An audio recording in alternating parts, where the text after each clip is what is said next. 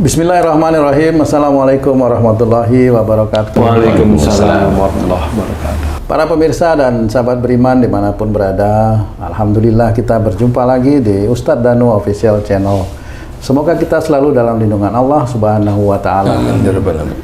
Di video kali ini kita akan ngaji lagi bersama guru kita semua, Pak Ustadz Danu, yang sudah hadir di sini bersama kami. Assalamualaikum Pak Ustadz. Waalaikumsalam warahmatullahi wabarakatuh. Amin, amin. Assalamualaikum Bang J. Waalaikumsalam Pak Tung. Alhamdulillah. Para pemirsa dan sahabat beriman dimanapun berada, ini rasa-rasanya semua orang punya pengalaman yang sama seperti saya nih, sahabat beriman. Pengalaman atau mengalami nih? Mengalami dan pengalaman. Kadang-kadang kita lagi naik kendaraan misalnya ya, naik kendaraan, baru aja duduk, sebelah kita udah ada suara mendengkur gitu ya. Naik kereta, naik pesawat, di mana biasanya itu kita kadang-kadang terganggu, tapi kadang-kadang kita juga iri. Kok dia bisa gitu sih, kita nggak bisa? Itu kadang dari sisi baiknya itu kadang-kadang ya. Nah, Pak Ustadz, pengalaman saya itu Pak Ustadz ya, tentang dimanapun saya naik kereta, naik pesawat, itu baru duduk, ada aja orang yang mendengkur itu Pak Ustadz. Kadang-kadang kita itu terganggu, tapi kadang-kadang juga mikir, wih, enak ya bisa kayak gitu. Sebenarnya orang yang mudah sekali mendengkur atau bahasa kerennya ngorok lah seperti itu Pak Ustadz, itu disebabkan oleh apa sih sebenarnya Pak Ustadz? Ya, Bismillahirrahmanirrahim. Assalamualaikum warahmatullahi wabarakatuh. Waalaikumsalam warahmatullahi wabarakatuh. Alhamdulillah. Memang ngorok itu hampir semua orang itu banyak yang ngorok, tapi ada juga yang enggak. Selama ini yang saya ketahui dari pasien-pasien saya yang termasuk ngorok itu ya, itu bisa berantem suami istri gara-gara ngorok. Saya terutama Pak Ustadz. Gimana maksudnya? Sering dimana saya Sama? istri saya. Kau baru nempel ngorok sana, kau begitu nggak bisa tidur aku, gitu. Ribut gara-gara itu, mohon maaf. Nggak apa-apa, itu memang aslinya begitu, nggak perlu mohon maaf lah. Ya. Jadi biasanya orang yang ngorok ini biasanya diawali orang tersebut itu doyan bicara. Awalnya doyan bicara. Orang gemuk ngorok belum tentu. Tapi orang itu doyan bicara. Insya Allah itu awalnya. Doyan bicara. Kemudian kelihatannya diem, iya, coba amati aja. Kalau dia udah ngomong gimana coba? Wah, memang diem. Tapi kalau udah ngomong, wah. Ustaz, kalau doyan bicara, apakah para dai-dai juga kena juga Ustaz? Jadi ada yang memang benar ada, memang betul gitu ada. Ya? Kalau memang hanya cuma doyan bicara, di mana cara berbicaranya itu begini. Jadi doyan bicara itu adalah hanya melakukan aktivitas duniawi, ngomong aja, ngalor ngidul dan tidak manfaat seperti itu, tidak manfaat khususnya. Nah, para dai, kalau ini para dai, kan kalau para dai kan beda-beda dai ya. Beda-beda itu ada yang memang beliau-beliau itu dakwahnya Bismillah.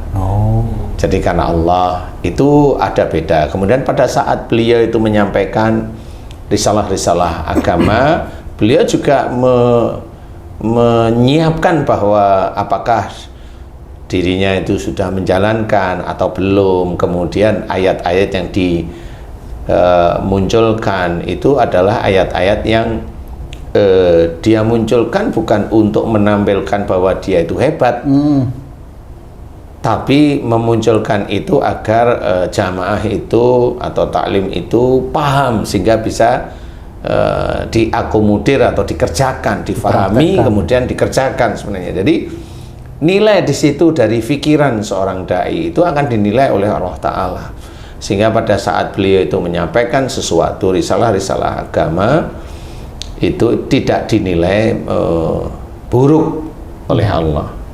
Tapi juga ada dai-dai yang memang pengennya itu ya begitulah, pengennya itu jadi ngomongnya itu untuk menampilkan diri sendiri, ya ada yang seperti itu. Nah itu kalau tidur biasanya orang, insya Allah biasanya orang, siapapun dia, karena ada unsur tidak manfaat. Itu cara ngecek dari bicara, insya Allah dari situ. Kalau ada orang-orang yang dia bicara banyak tapi kok tidak ngorok, dia bicaranya tertata, insya Allah tertata. Jadi nggak ngomong ngawur kayak gitu. Jadi ngomong tertata itu gimana? Coba umpamanya ini pura-pura nih, tung nih. Tung di dalam keluarga kan gitu, di dalam keluarga. Nah pada saat tung itu kamu itu mau meminta menyuruh istri atau anak, itu kan dipikir dulu, aku menyuruh ini pas nggak ya mamanya. Dan pada saat oh ya pas karena aku di luar kota boleh kan. Yang kedua, kalimat yang dipakai untuk menyuruh atau meminta mengerjakan pas nggak ya, itu harus dipikir. Jadi kalau kalimatnya nyuruhnya kalimatnya itu didengar oleh mereka tidak enak, tetapi jawaban kamu tung kan saya di luar kota kan nggak nyambung. Betul. Sebenarnya nggak nyambung itu. Nyambung hanya keadaan, tapi sebenarnya antara jawabanmu di luar kota dengan kamu nyuruh dengan kalimat yang didengar itu tidak enak, itu nggak nyambung menurut saya. Nah itu tetap sama, itu tetap kurang bermanfaat, itu tetap dinilai oleh Allah Ta'ala. Jadi jangan punya pikiran seorang manusia itu tidak dinilai tiap waktunya, tiap saat atau tiap detiknya. Paling gampang itu semua dinilai, baik yang buruk maupun yang baik akan dinilai. Makanya di sini salah satunya, kalau bicara itu memang kurang manfaat atau banyak tidak manfaatnya, rata-rata ngorok. Wah, seperti itu. Insya Allah seperti itu. Tapi dia memang diem, jarang ngomong. Walaupun kalau ngomong emosi sesekali, tapi dia jarang ngomong, ya jarang ngorok. Karena dia nggak banyak ngomong. Ngomongnya kan dia emosi, ya itu nanti beda tempat. Oh iya iya. Kalau dia emosi, tiap kali emosi, tapi dia jarang ngomong, memang tidak ngorok. Tapi kalau itu wanita, ya siap-siap aja kamu kena kanker mamanya. Yang lain. Siap-siap aja, iya, karena memang ini kan beda tempat sebenarnya. Selalu mengintai itu Pak Ustadz ya, penyakit itu dari kesalahan itu ya. Iya, karena memang oleh Allah Ta'ala disuruh orang Muslim, khususnya orang Muslim itu baik dan benar di hadapan Allah Ta'ala, jangan sampai melakukan kesalahan. Kan sudah jelas dari ngorok itu insya Allah menurut saya itu dari bicara yang tidak manfaat. Betul. Kan gitu. Jadi kalau mamanya orang diem mamanya, tapi kalau ngomong pedes, diem tapi nggak ngorok sih dia. Tapi kalau ngomong pedes, dia sering sariawan. Walaupun dia nggak banyak ngomong, tapi ngorok juga. Kalau ngorok dan sariawan loh, dia banyak ngomong nggak manfaat dan juga pedas. Haji J ketawa loh. Iya, dia harus diakui nih. Jadi Haji J itu kalau denger tuh ngomong itu kayak ditempeleng sandal gitu. Saya ingat teman saya Ustaz. Teman ini. siap. Teman itu kalau setiap malam minggu ngapel Ustaz. Itu dulu waktu muda nih ceritanya. Teman saya. Oh iya. Teman saya dulu cerita dulu waktu dia ngapel. Cewek apa cowok nih temannya? Temannya cowok. Oh cowok. Iya. Haji J itu laki. Dia kenal cewek pertama kali langsung jadi istri kok. Bener. Wih. Akhirnya nyesel deh. Tiap hari malam minggu gitu. Teman perempuannya itu selalu sariawan. Gitu. Wah. Oh iya. Terus saya bilang itu dulu ya, kalau sekarang ketemu saya nasihatin kamu jangan pilih. Tapi akhirnya kepilih juga itu. Dan dia udah jadi. Oh udah jadi. Tapi bukan ngorok ya Ji ya? Bukan. Kan nanti lagi ngomong sariawan. Iya sariawan. Berarti emang ngomongannya pedas. Bener sih, alhamdulillah. Jadi memang bisa dilihat mau milih apa ndak itu ya bisa dari penyakitnya apa gitu. Tanya aja kan orang nggak sadar ya. Saya penyakit ini udah jangan deh. Aduh ya Allah ya Rabb. Jadi memang hal tersebut itu jengkelin bagi orang sekitarnya lah ya. Istilahnya kalau dulu kamu tuh kalau udah di rumah itu nggak diajak ngomong 5 menit aja sudah ngorok. Jadi direkam lagi. Pak Ustadz pernah ngerekam ngorok. Wah malu-maluin tuh. Yang malu siapa? Saya. Oh, iya. Memang banyak manfaat kalau tak pikir-pikir Pak Ustadz. Masya Allah. Iya memang makanya. Mungkin bermanfaat untuk Pak Tung. Bukan bermanfaat sih yang benar sih. Mungkin mengenakan kan gitu ya. Nyenengin kok yang dosa itu. Saat itu, Pak. Tetap, oh iya ya. Iya, benar, jadi ya. umpamanya ya nggak manfaat ya banyak. Nanti kamu di pekerjaan ya ngomongnya ya kurang manfaat. Wah, ya apalagi itu. Kemudian kamu umpamanya lagi pas entertain ya ngomongnya nggak manfaat. Lebih banyak lagi. Kan nyanyi itu. Itu kan maksud Ustadz kan nggak bermanfaat menurut Allah. Menurut Allah. Kadang kalau menurut dirinya sangat bermanfaat itu. ini nanti ada sandal melayang sih. Dosa kok manfaat jijik. Manfaat. Jadi memang seperti itu. Jadi coba Masya nanti Allah. mulai kalau bicara itu dipilah kan gitu ya. Kalimat atau kata itu dicari kata yang baik. Orang lain mendengar itu nyaman kan begitu ya. Kemudian kalau bicara itu benar manfaat. Tidak hanya cuma manfaat. Jadi pada saat menerangkan sesuatu kebaikan itu dibikin gampang. Nah, Tidak dibikin sulit. Karena menerangkan kebaikan dibikin sulit ini orangnya pingin dihargai, diangkat. Sudah hafal, Haji J sampai hafal.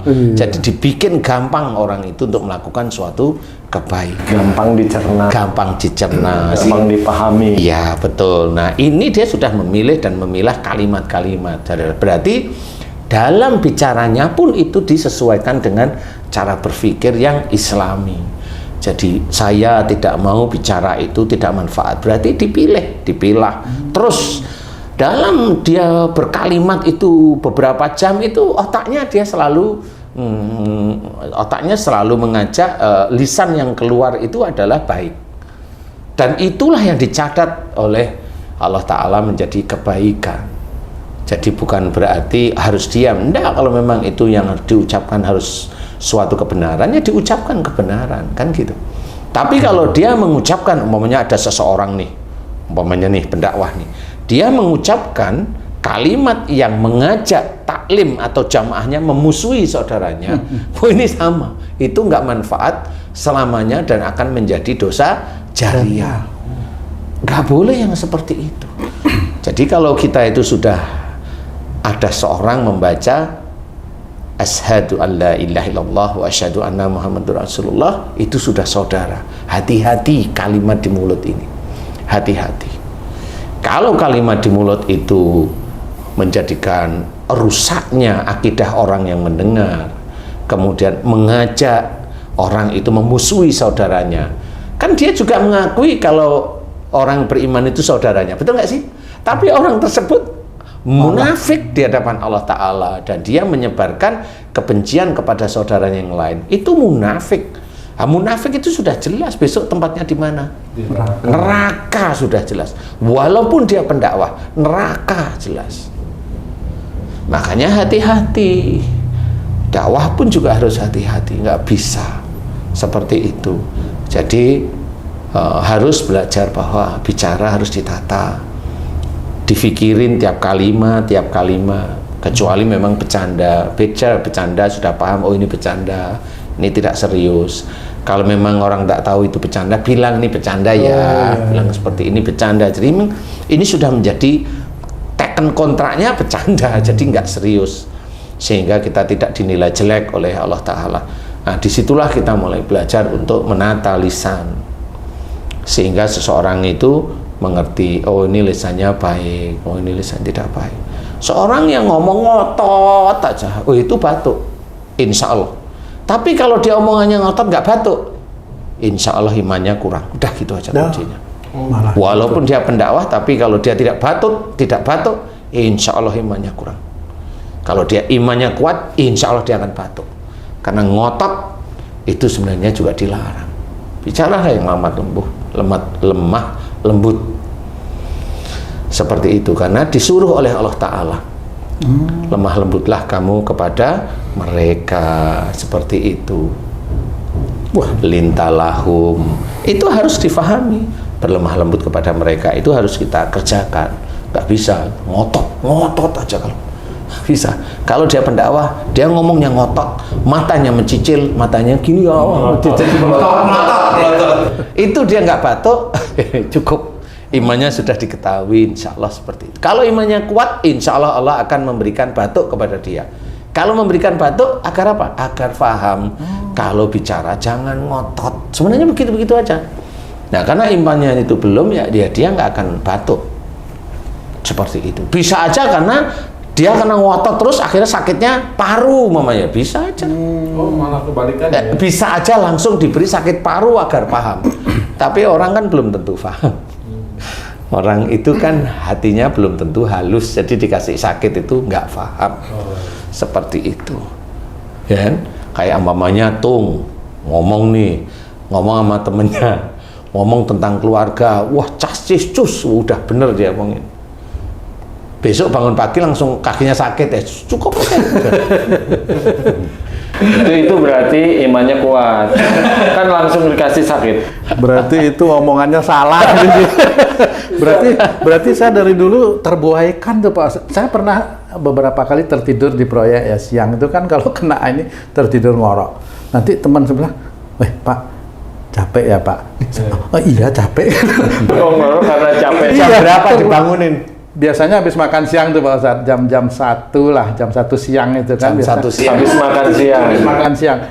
Suka tertidur dan ngorok tuh kan. Nah, itu biasanya makannya itu pas kenyang. Kalau makannya itu kurang kenyang biasanya nggak tidur biasanya. Masih nyari makanan. Itu udah jujur pergi ke tempat yang lain katanya. Cuma makan lain. Iya, maksudnya yang dingin itu teman-teman. Berarti kalau satu keluarga kan ada yang ngorok, ada yang enggak, seperti Pak Tung. Satu keluarga, bapaknya, ibunya, anaknya semua ngorok semua, Ustaz. Apakah ini yang Ustaz sering katakan satu sifat, Ustaz? Iya, satu sifat insya Allah seperti itu. Jadi satu sifat, walaupun kelihatannya pendiam loh ya. Nanti coba dipancing kalau ngomong enak. Dia banyak ngomong nggak itu? Satu sifat itu ngomong. Satu sifat itu ngomong dulu deh gitu. Insya Allah itu akan ketahuan beneran. Ini siapa ini sih? Ada netizen. Dia yang bertanya. Oh, gitu. Ada netizen Sifatnya bertanya. insya Allah seperti itu. Jadi mirip sifatnya. Nah itu kalau memang imamnya mau merubah sifat keluarganya yang ngomong itu banyak tidak manfaat, nah itu keren. Imamnya keren, saya bilang gitu. Karena imamnya juga belajar untuk mengeliminasi itu keluarganya yang memang banyak ngomong yang kurang manfaat. Nah, itu bagus sebenarnya. Dan itu dia doa untuk diri sendiri, kemudian istrinya diajak doa, kemudian didoakan anak-anaknya, itu bagus. Sama seperti umpamanya sedulur beriman, ada anaknya nakal, dilihat itu jangan anaknya dulu, kita aja orang tuanya. Kalau memang iya ya kayak nakalnya ini kayak saya deh, atau oh ini kayak ayahnya deh, nggak ada masalah, nggak usah nyalain ayahnya, sama-sama suruh ngelihat aja berdua kan itu. Nanti kalau kita, yuk kita mohon pada Allah yuk agar anak kita menjadi anak soleh. Nah di titik itu doakan agar anak itu mamanya sifatnya kayak ayahnya atau sifatnya kayak ibunya, itu dimohonkan ampunan oleh Allah Ta'ala. Ya Allah, jika anakku seperti ini, sifatnya begini, sama seperti diriku, ya Allah aku mohon ampuni dosa-dosaku. Nah ini orang tua yang hebat. Orang tua yang mulai dia menata anaknya itu mulai dengan banyak memohon ampunan kepada Allah Ta'ala. Menujuku anfusakum. Iya, menuju ke arahku anfusakum wa ahlikum naro, itu sudah menuju ke arah sana. Boleh, dan itu nanti banyak. Nah, akhirnya disinilah keluarga. Kalau itu dikerjakan terus-menerus, semua kesalahan itu semuanya itu menyatu untuk mohon ampun kepada Allah Ta'ala. Nih baru nih, ini saya mendoakan mudah-mudahan besok di surga bertemu keluarga seperti itu. Tapi kalau tidak mengingatkan, ya jangan seneng-seneng pengen ketemu di surga, mau nggak pernah ngingetin kan gitu. Mohon ampun juga jarang, mohon ampun hanya lip service saja, nggak bisa. Jadi harus belajar beneran agar mengerti bahwa kita sebagai imam itu benar-benar harus mengajari, harus mengerti, muhasabah sendiri juga harus kita yang muhasabah. Mudah-mudahan dari situ kita bisa belajar bicara yang manfaat, ya, belajar untuk tidak emosional. Kalau yang ngorok, mohon ampunlah kepada Allah, kemudian diganti dengan belajar bicara yang manfaat, yang dimengerti orang gampang. Jangan bicara yang tinggi-tinggi, pusing, nanti pusing. Bicara yang tinggi-tinggi itu memusingkan ya. Jadi agar orang itu biar dinilai pinter kali ya. Ya, bicara yang baik-baik, yang manfaat, yang tekankan pada Allah Ta'ala. Mudah-mudahan itu bisa menjadikan nomor satu paling tidak Allah tidak mengizinkan kita ngorok, udah itu aja. Sehingga pasangan kita nyaman tidurnya. Berarti anakku ngorok karena aku aja. Masya Allah. Nah sekarang dilihat bener nggak itu? Iya Pak. Iya, kalau udah doyan ngomong. Yang laki kan jarang ngomong.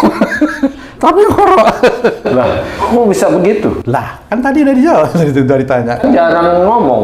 Lah Kan berarti sudah jawab. Lah, ini lagi bolak-balik. Cara ngomongnya itu memang cara ngomong diem.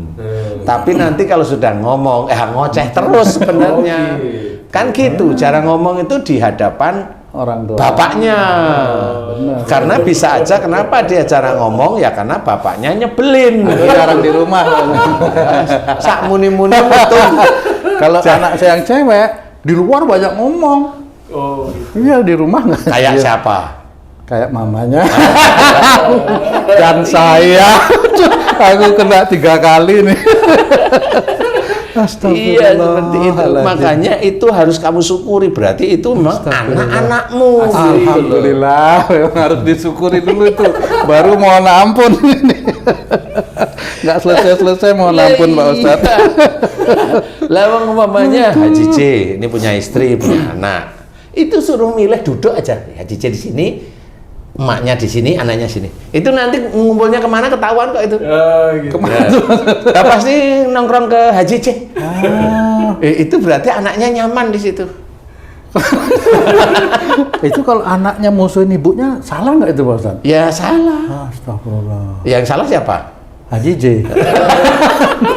Karena dikumpulin sama Yang anaknya. salah itu pertama ibunya, yang kedua Haji C.